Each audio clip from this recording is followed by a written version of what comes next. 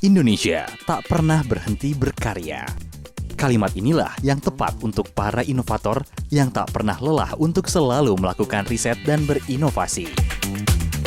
Digital Mark Reader. Inilah salah satu hasil riset tim pengembang dan peneliti Institut Teknologi Bandung. Kerja keras Arif Rahmat dan tim yang dikembangkan bersama Iping Supriyana menghasilkan sebuah perangkat lunak yang bisa digunakan untuk memeriksa lembar jawaban kerja atau LJK. Jadi dia bisa memproses dalam current teknologi itu menjadi 12.000 per menit. Artinya kemampuan dari DMR ini yang punya kelebihan, dia siap bekerja di dalam lingkungan multiprosesor sehingga kecepatannya makin luar biasa gitu ya. Efisiensi budget pun jauh lebih murah jika menggunakan Digital Mark Reader.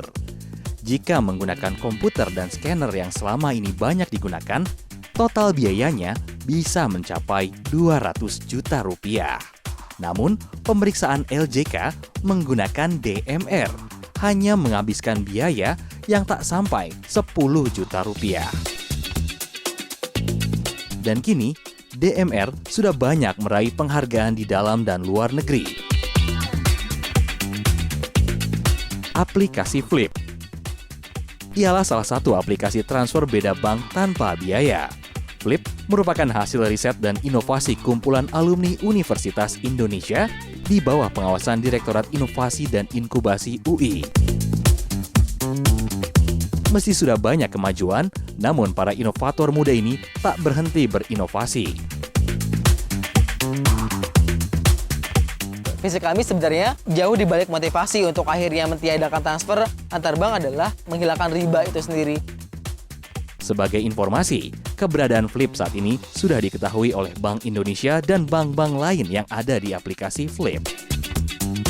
Penanganan talasemia oleh lembaga Eijkman. Talasemia merupakan salah satu jenis anemia hemolitik dan merupakan penyakit keturunan yang diturunkan secara autosomal. Saat ini, talasemia paling banyak dijumpai di Indonesia dan Italia. 6-10 dari 100 orang Indonesia membawa gen penyakit ini. Lembaga Eijkman telah berhasil mempetakan jenis mutasi yang ada untuk pasien, baik talasemia alfa ataupun talasemia beta.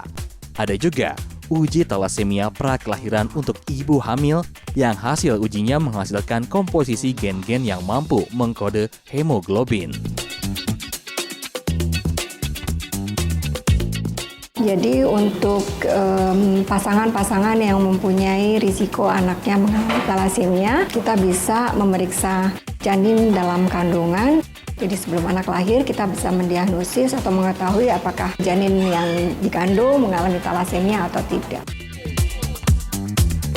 Robot penjinak bom Morolipi. Morolipi V2 adalah robot penjinak bom hasil karya Lembaga Ilmu Pengetahuan Indonesia yang merupakan pengembangan dari generasi sebelumnya. Morolipi V2 memiliki keunggulan biaya yang jauh lebih ekonomis. Jika robot penjinak bom buatan luar negeri bisa mencapai 1 miliar rupiah per unit, maka Morolipi hanya memerlukan biaya separuhnya. Sapi hasil rekayasa genetik. Kemenristek Dikti bekerja sama dengan Lembaga Ilmu Pengetahuan Indonesia, Kementerian Pertanian, dan PT Karya Anugrah Rumpin melakukan penelitian dan pengembangan rekayasa genetik sapi lokal untuk mendapatkan anak sapi bibit unggul. Sapi jenis Sumba Ongle adalah salah satu peranakan sapi yang dihasilkan, yang memiliki bobot sampai dengan 700 hingga 800 kilo per ekornya. Teknologi ini harus kita kembangkan terus. Karena apa? Satu-satunya pengembangan rekayasa genetik peternakan sapi yang berkembang yang paling sukses selama ini. Dari beberapa hasil riset dan inovasi ini, tentu masih banyak lagi karya anak bangsa yang harus mendapat apresiasi. Dan semoga saja akan semakin banyak lahir para inovator tanah air yang mampu membawa nama harum bangsa ini ke kancah luar negeri.